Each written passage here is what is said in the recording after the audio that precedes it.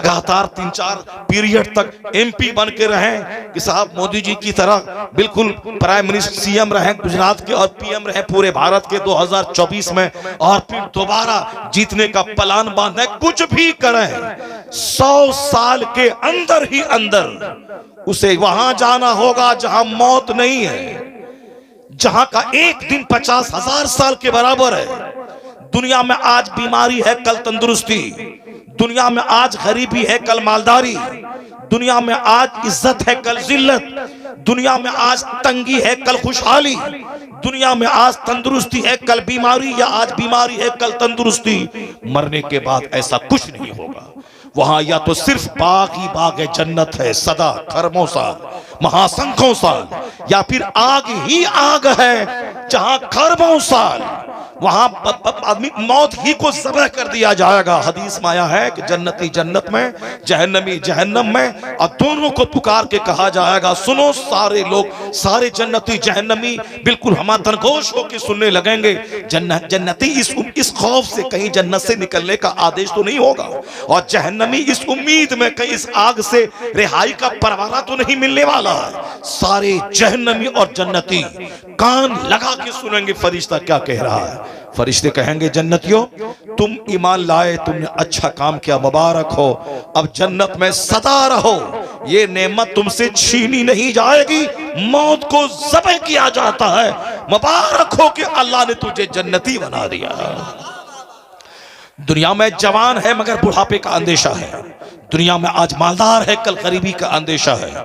दुनिया में आज सेहतमंद है, कल बीमारी का एक खौफ दिमाग में हमेशा रहता है। आज नौकरी में हूं, नौकरी से सस्पेंड और डिस्चार्ज का एक इम्कान, एक चांस, एक अंदेशा हमेशा दिमाग में रहता है। जो बंदा दुनिया का कोई कहे कि मैं हर एतबार से परिपूर्ण हूं, उससे बड़ा पागल दुनिया में कोई नहीं है। क्योंकि दुनिया में फुलफिलमेंट अल्लाह ने रखा ही नहीं है, परिपूर्णता अल्लाह ने रखा ही नहीं है।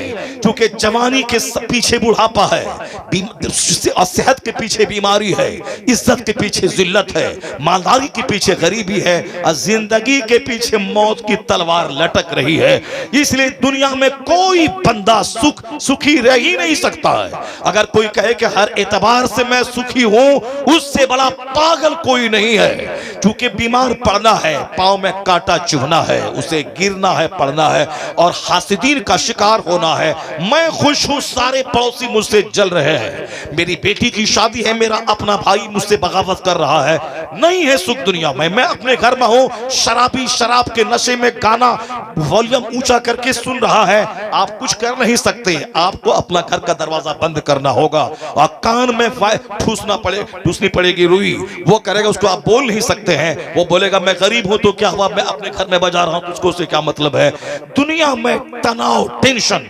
इसलिए जो ये चाहता है कि मैं हर एतबार से खुश रहूं, डीएम बनने के बाद, एसपी बनने के बाद, 50 मॉल बनाने के बाद, उससे बड़ा गधा कोई नहीं है। दुनिया में अल्लाह ने सुख रखा ही नहीं है। लता मंगेशकर जिसकी शोहरत इतनी कि दुनिया भर के लोग उसे जानते हैं, दौलत इतनी कि बंबई के पौश इलाके में करोड़ अरबों का घर, दुनिया के 100 से ज्यादा ममालिक का भ्रमण किया। जब उनसे पूछा गया आप इस शोहरत, मकबूलियत और दौलत के ढेर पे कैसा फील कर रही हैं, उनका जवाब था I like to leave this world. मैं इस दुनिया को छोड़ना चाहती हूँ, मरना चाहती हूँ। जो मैं ढूंढती थी मुझको नहीं मिला। शोहरत, दौलत, इज्जत, पार्लियामेंट में बैठकर प्रधानमंत्री नीचे कुर्सी पर है, वह बैठकर देशभक्ति के गीत गा रही है और सारे सांसद सुन रहे हैं और प्रधानमंत्री उसकी गीत सुनते हैं। पूरा हिंदुस्तान फैन है उसका। लता मंगेशकर जी बंबई में जहां उसका घर है, बंबई की कॉरपोरेशन ने कहा कि मकान तोड़ के शानदार घर बाहर बना देता हूं ताकि सड़क सीधी हो जाए। वह बोली मैं बंबई छोड़ के बाहर चली जाती हूँ। गवर्नमेंट ने कहा कि मत जाओ, मैं अपनी सड़क टेढ़ी कर लेती हूँ, मगर तू अपना घर वहीं रख, तू बंबई में रह, बंबई छोड़ के मत जा। नाइटिंगेल ऑफ इंडिया, बुलबुले हिंद उसका टाइटल है। 1 दर्जन से ज्यादा उसके पास अवार्ड है, 1 दर्जन से ज्यादा। मगर वो क्या कहती है, जो मैं ढूंढती थी मुझको नहीं मिला, अब मैं मरना चाहती हूँ। कितने अपने गाने सुनूं, कितनी फिल्में देखूं, कितने घर की दीवार को देखूं, कितना अमेरिका यूरोप का भ्रमण करो, दिल नहीं लगता है। जब वह खरबपति और शोहरत के ढेर पर बैठी उसको सुकून नहीं है, तो तू जैसे फटीचर को क्या सुकून मिलेगा जो 2-4 कमरे का घर बनाने के बाद इतराता है कि मैं सबसे बड़ा हूं, 2-4 गाड़ी खरीदने के बाद इतराता है मैं सबसे बड़ा हूं। जब उसको सुकून नहीं है, उससे भी आगे जा, चार्ली चैपलिन का नाम गूगल पे सर्च कर, उसका एक जुमला निकलेगा। वह जुमला है, I like to walk in the rain, nobody can see my tears. मैं बारिश में टहलना चाहता हूं ताकि जी भर के मैं रोऊं, ताकि मेरे आंसू को कोई देख नहीं सके। चार्ली चैपलिन, करोड़ों जिसके फैंस हैं, जिसके नाम पे मैंने इंडिया में दुकान का नाम देखा है, चार्ली चैपलिन के नाम पे इंडिया में उन दुकान है, जैसे मंगेशकर के नाम पे अमेरिका में कोई दुकान होगी। मगर उन्होंने क्या कहा, मैं जी भर के रोना चाहता हूं ताकि मैं इतना रोऊं कि मेरे आंसू को कोई देख नहीं पाए, मैं बारिश में टहलूं। डॉक्टर के पास जाके बोलता है, डॉक्टर मेरे दर्द की दवा दे। कहा कौन सी दवा? कहा मैं अंदर से मैं टूटा रहता हूं, सुख नहीं है मेरी जिंदगी में। कहा चार्ली का शो देखा करो, तेरा गम हल्का हो जाएगा। कहा डॉक्टर साहब जिसका शो देखने का मशवरा आप दे रहे हैं वो चार्ली कोई दूसरा नहीं, वो तो मैं ही हूं, चार्ली चैपलिन मैं हूं। डॉक्टर खड़ा हो गया, फटी आंखों से चेहरा देखने लगा कि इतनी शोहरतों का मालिक जिसका शो वो खुद डॉक्टर देखा करता था और अपना गम हल्का करने की कोशिश करता था, लेकिन जो करोड़ों को हंसाने वाला comedian, film star, British film star, ये अंदर से इतना दुखी है तो सुख है कहां? किसके पास पीस है, किसके पास हैप्पीनेस है? अल्लाह की कसम नहीं है सुख, तो फिर क्यों हराम खाता है, क्यों नमाजें छोड़ता है? जब सुख है ही नहीं तो क्यों रोजा छोड़ता है, क्यों दूसरों की जमीन पे कब्जा जमाता है? तो सुख है कहां? यही कुरान कहता है, अला बिज़िक्रिल्लाह तत्मइन्नुल कुलूब। जहां सजदा है वहां सुख है, जहां तिलावत है वहां सुख है, जहां जिक्र इलाही है अल्लाह उसी दिल में इतना नसीब फरमाता है। नारे तकबीर, नारे रिसालत, नारे हैदरी, नारे गौसिया, जिंदाबाद जिंदाबाद। कहने का मतलब सिर्फ इतना ही है कि जब सुख है ही नहीं दुनिया में, क्यों झूठ बोलने का, क्यों रिश्वत लेने का, क्यों हराम खाने का, क्यों नमाजें छोड़ने का? 100 साल 1 सेकंड के बराबर है। आखिरत पे नजर रहेगी तो दुनिया में जीना आसान हो जाएगा, आखिरत पे नजर रहेगी तो तू यहाँ गुर्बत में जीने को भला समझेगा कि गरीबी चंद क्षण की है, मालदारी तो आने वाली है, जन्नत का आराम तो आने वाला है। इसलिए कुरान पाक का सबसे बड़ा टॉपिक आखिरत है।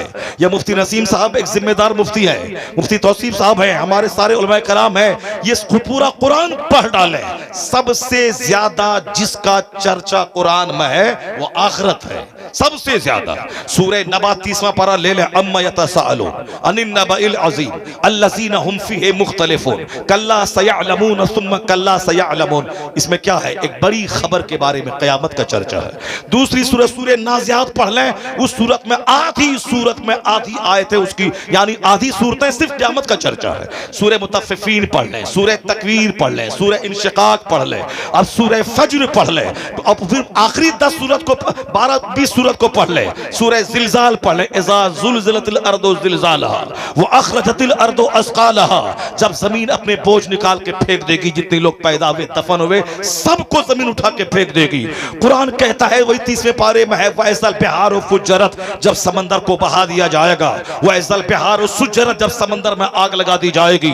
वो कुरान कहता है, अल कारियतु मल कारिया वमा अदराका मल कारिया, वो चिंगार की आवाज, जो आवाज आएगी जिससे आदमी का सीना फट जाएगा। वल आदियाति दबहा फलमूरियाति कदहा फलमुगीराति सुबहा फअसरन बिही नक़आ फवसतन बिही जमआ इन्नल इंसान लिरब्बिही लकनूद व इन्नहु अला ज़ालिका लशहीद व इन्नहु लिहुब्बिल खैर लशदीद अफला यअलमु इज़ा बुअसिरा मा फिल क़ुबूर व हुस्सिला मा फिस सुदूर इन्न रब्बहुम बिहिम यौमइज़िन लख़बीर। पढ़े पूरी सूरत, सूरह तकासुर पढ़े, अलहाकुमुत तकासुर हत्ता ज़ुरतुमुल मक़ाबिर कल्ला सौफ तालमून सुम्मा कल्ला सौफ तालमून। सूरह वैलुल लिकुल्ले पढ़े, वैलुल लिकुल्ले हुमज़तिल लुमज़ा अल्लज़ी जमअ मालन व अद्ददा अयहसबुल इंसानु लम यरहु। सूरह वैलुल लिकुल्ले पढ़ के देखें, सिर्फ क़यामत का चर्चा है और तुम मुसम्मत की गई दुनिया के माल की। अलम तरा कैफ पढ़ लें और फिर साहब और दूसरी सूरतों में पढ़ लें, सब में आखिरत का चर्चा है, जन्नत का चर्चा है, मग़फ़िरत का चर्चा है, आग का चर्चा है, जहन्नम का चर्चा है, जन्नत का चर्चा चर्चा है। कुरान का सबसे बड़ा टॉपिक आखिरत ही है और आज हमारे घर का सबसे कमजोर टॉपिक आखिरत है। मेडिकल साइंस का चर्चा है, क्रिकेट का चर्चा है, फिल्म का चर्चा है, डॉक्टर बनाने का चर्चा है, इलेक्शन जीतने का चर्चा है, जमीन खरीदने का चर्चा है, साहब शादी ब्याह का चर्चा है, अपनी बेटी को पढ़ा लिखा कर डॉक्टर बनाने का चर्चा है। कोई अपने घर में एक मिनट भी बैठकर आखिरत की बात नहीं बोलता। कई लाख मुसलमानों की बेटियां मुशरिकों के साथ भाग गई। उसके जिम्मेदार ये बाप हैं जो अपनी बेटी को कभी आखिरत और जन्नत और ईमान का महत्व नहीं बताया।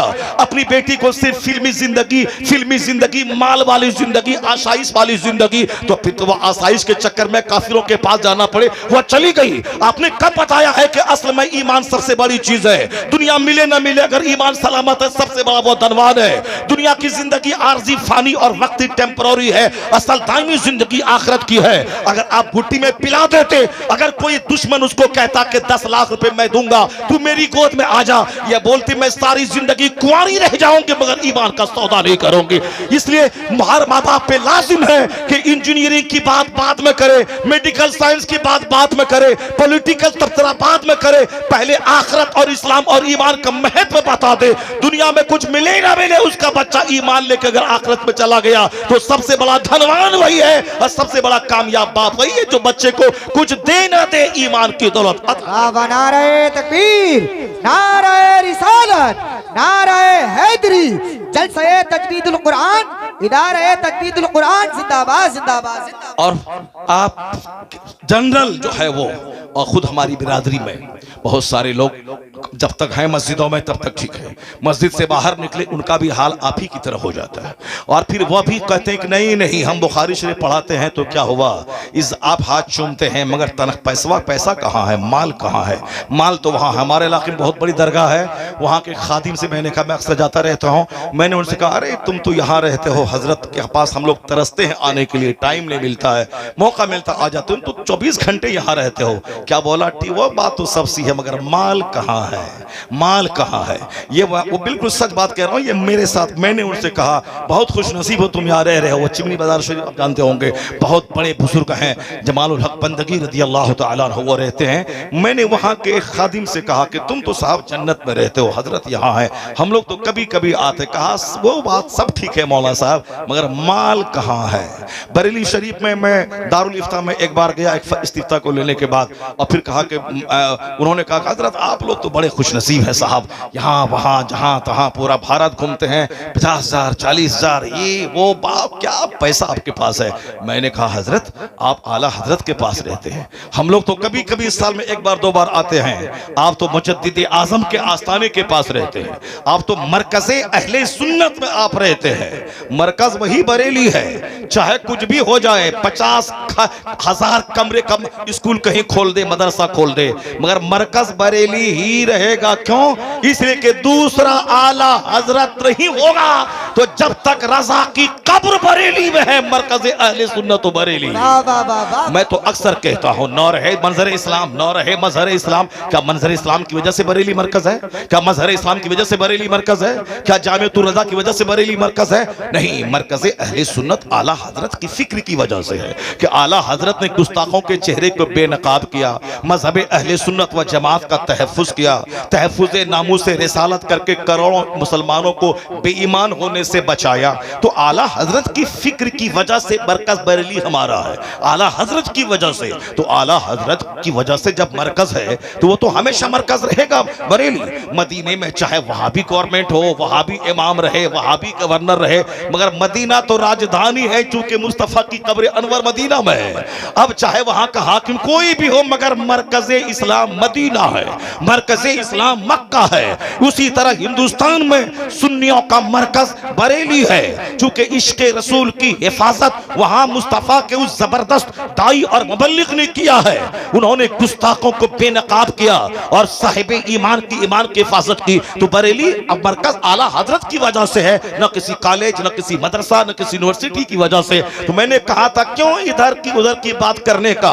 आला हजरत की कब्र जब तक बरेली में रहेगी, अहले सुन्नत का मरकज शहर बरेली ही रहेगा। मैंने कहा आप तो मरकज में रहते हैं, आला हजरत के पास रहते हैं, दुनिया भर के लोग यहाँ आते हैं, क्या इज्जत है आपकी। वो क्या बोलते हैं, जबरदस्त आलिम दीन। वो क्या बोलते हैं, वो सब कुछ है मगर माल कहाँ है।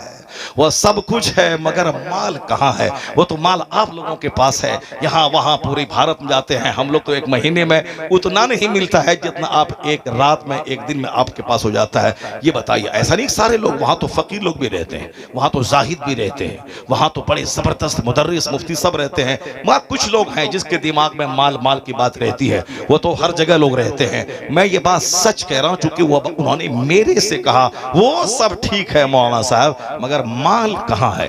तो आप ही के समाज में तो मैं भी रहता हूँ, आप ही का चेहरा तो मैं पढ़ता हूँ। चेहरा अगर जन्नती का देखूं तो सोच जन्नती पैदा हो जाती है।